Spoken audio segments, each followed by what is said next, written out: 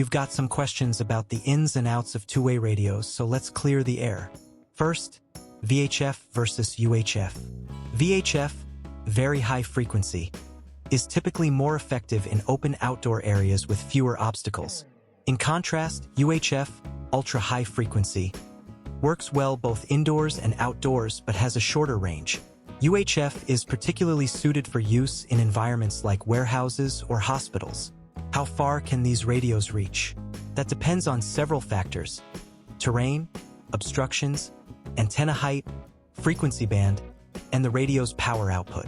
Under ideal conditions, such as flat terrain and no obstructions, a handheld radio with a 5-watt power output can communicate over a distance of approximately 6 miles. Speaking of power, your radio's battery life can last 18 to 24 months with proper care, depending on the quality of the battery and how often you use it. Most experts recommend replacing your battery every 1 to 2 years. Do I need an FCC license to use a two-way radio? It depends on the frequency and your location. Generally, if you're using it within a mile radius for personal use, you're good to go. However, for longer-range communication, you might need an FCC license. What about a repeater?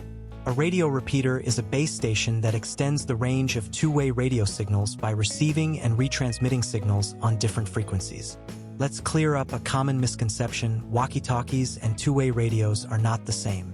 Walkie-talkies are usually simpler, consumer-grade devices, while two-way radios are professional-grade and often have more advanced features.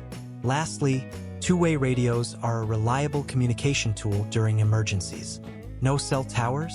No problem. Do you still have questions? Call Chicago Communications, and we'll be happy to help in any way we can.